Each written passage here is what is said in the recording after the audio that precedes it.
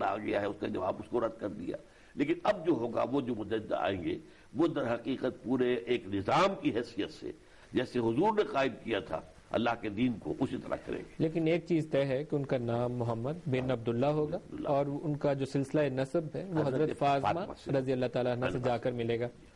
ایک چیز اور فرمائیے گا کہ ان کے لیے جو جب یہ خود کو آ کے بیان کرتے ہیں کہ میں امام مہدی ہوں یا میں آپ کو لیڈ کروں گا، وہ جگہ کے حوالے سے یہ ہے تعین کہ مکہ میں ہوگی؟ نہیں، اصل میں ایسی بات نہیں، بلکہ اس کے برعکس ہے. ہمارے پاس جو سب سے جو معتمد علیہ حدیث ہے وہ حضرت ام سلمہ رضی اللہ تعالیٰ عنہ سے ہے، جو حضور کی زوجہ محترمہ تھی. تو وہ یہ کہتی ہیں کہ ایک خلیفہ کے انتقال کے بعد خانہ جنگی شروع ہو جائے گی. اب خلیفہ سے مراد بادشاہ ہو سکتا ہے، عام معنی میں خلیفہ، ایک خلیفہ راشد ہوتا ہے. خلیفہ راشد تو بہرحال نہیں وہ ہے، اس دور کی بات ہو رہی ہے. اور اس وقت یہ ہے کہ ایک شخص مدینے سے بھاگ کر مکے میں چھپ جائے گا. اب یہ میرا اس کے بارے میں اندازہ کیوں چھپے گا کہ کچھ اس کی حیثیت ایسی ہوگی کہ لوگ اس کی طرف دیکھ رہے ہوں گے کہ یہ ایسا شخص ہے، he should play some role, کہ اب آ کر یہاں پر کوئی سورا صفائی کرائے. لیکن وہ اس سے کچھ گھبرا کر اس ذمہ داری سے اس کے بوجھ کو نہ سمجھتے ہوئے کہ وہ برداشت کر سکتے جا کے چھپ جائے گے. انہیں پھر تلاش کیا جائے گا اور پھر نکال کر ان کو لے کر آئیں گے. وہ اعلان نہیں کریں گے، ان کے ہاتھ پر زبردستی بیعت کی جائے گی. پھر کوئی آواز آئے گی جو غیب سے کہ یہ اللہ کا بندہ مہدی ہے، واللہ عالم. یہاں سے ذکر آتا ہے پھر خراسان کے اس لشکر کا، نہیں اس کے بارے میں نہیں، اس کے بعد تو آتا ہے کہ ایک لشکر ان کو بھیجا جائے گا شام سے. وہ شام کا لشکر جب آئے گا اور وہ معلوم ہوتا ہے کہ شام میں اس وقت پھر کوئی حکومت جو ہے وہ اسلام مخالف حکومت کوئی قائم ہوگی.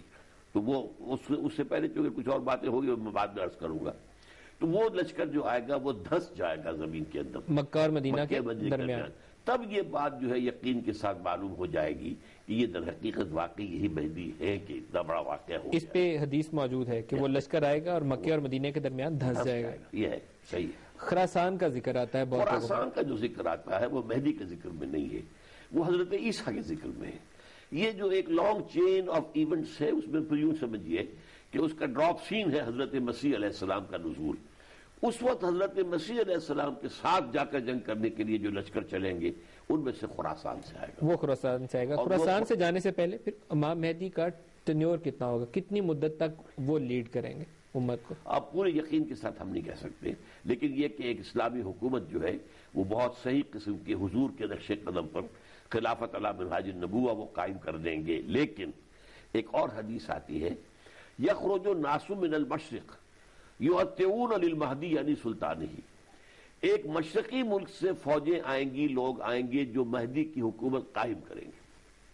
معلوم ایسا ہوتا ہے، یہ میرا گمان ہے، پھر ایک اندازہ ہے، ہم یقین کے ساتھ ان تمام چیزوں کی جو ہے انٹرپریٹیشن کچھ اندازہ تو کر سکتے ہیں، لیکن پورا اس کا ٹائم فریم بنانا اور اس کے بارے میں یقین کے ساتھ کچھ کہنا، معلوم ہوتا ہے کہ اس سے پہلے یہ جو عرب کے مشرق کا علاقہ ہے، اس میں افغانستان بھی ہے، پاکستان بھی ہے، ہند بھی ہے، ایران بھی آتا ہے. یہاں کہیں پر پہلے کوئی ایسی حکومت قائم ہو چکی ہوگی کہ وہاں سے فوج جائے گی جو مدد کرے گی حضرت مہدی کی وہاں پر حکومت ان کی جمانے کے لیے.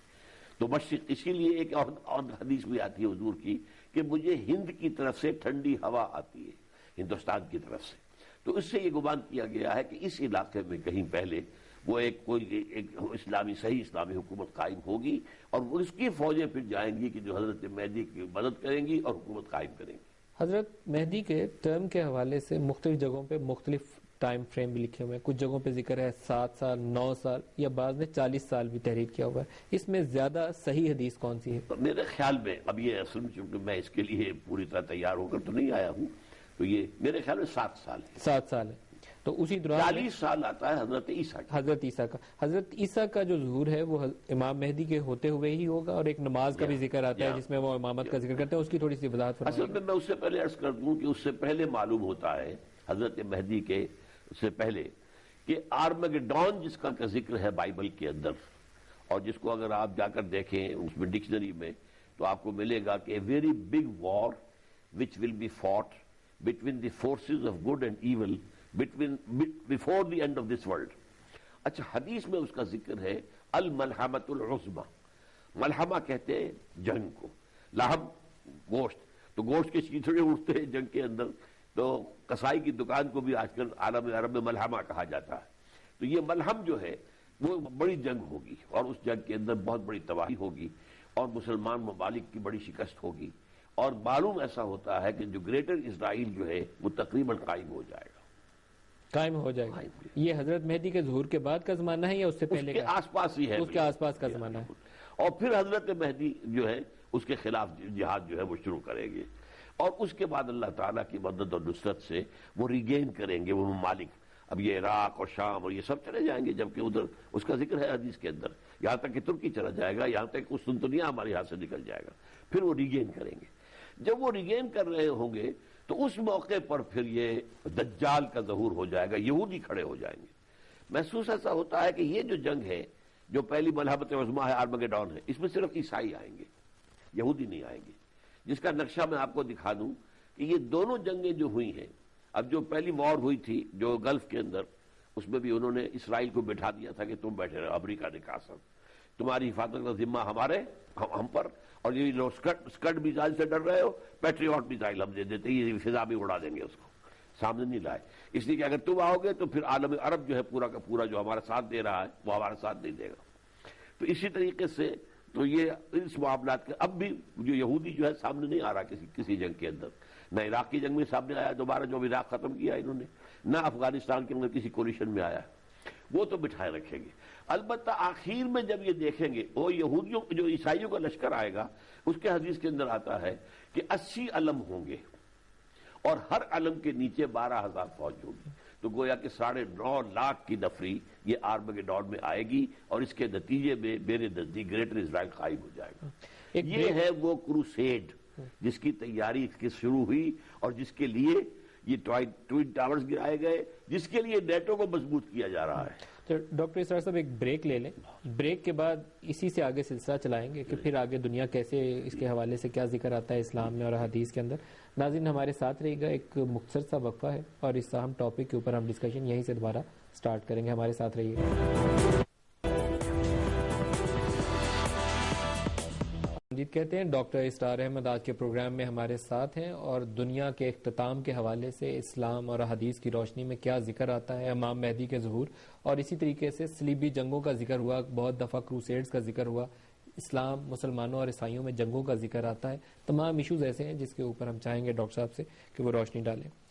ڈاکٹر صاحب آپ اس لشکر کا ذکر کر رہے ہیں اور گریٹر اسرائیل کا ذکر کر رہے ہیں، لیکن ساتھ ہم یہ بھی دیکھتے ہیں کہ جہاں پر ذکر آتا ہے ان لشکر کا جو خراسان سے جائیں گے، تو اس کے اوپر بھی آتا ہے کہ وہ بنی اسرائیل سے ہوں گے، جو اصفہان سے جائے گا جو دجال کو سپورٹ کرے گا وہ بھی کہا جاتا ہے بنی اسرائیل سے۔ یہ مختلف احادیث ہے، ایک حدیث جو ہے وہ تو یہ ہے کہ یخرج من خراسان رایات سود لا یردها شیء حتی تنصب بایلیا۔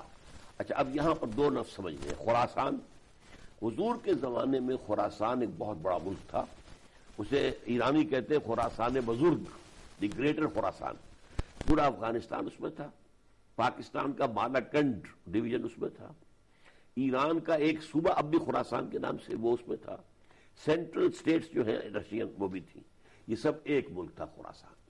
یہاں سے فوجیں چلیں گی سیاہ علم لے کر۔ دوسرا لفظ آتا ہے ایلیا، ایلیا حضور کے زمانے میں یروشلم کا نام تھا۔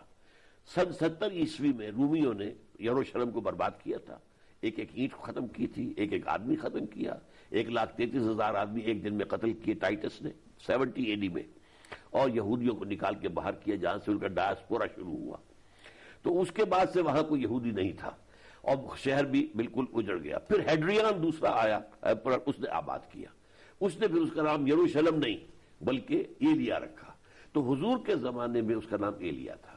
تو معلوم ہوتا ہے کہ پھر اس وقت جو ہے ایلیا پر قبضہ مسلمانوں کا نہیں ہوگا، حالانکہ آپ کو معلوم ہے کہ جب مسلمانوں کے ہاتھوں فتح ہوا شام، اس کے بعد سے مسلسل قبضہ جو ہے مسلمانوں کا تھا۔ ہاں کروسیڈرز ہم سے لے گئے تھے 1099 میں، وہ پہلی کروسیڈز کے اندر ہم سے وہ جیت کر لے کر گئے تھے، اور 1187 تک وہ عیسائیوں کے پاس رہا تھا، پھر 88 میں وہ جو صلاح الدین ایوبی رحمۃ اللہ علیہ نے واپس لیا ہے۔ تو اب پھر گویا کہ اس حدیث کی روح سے مسلمانوں کے قبضے سے باہر ہوگا جو اس وقت ہے، اب وہ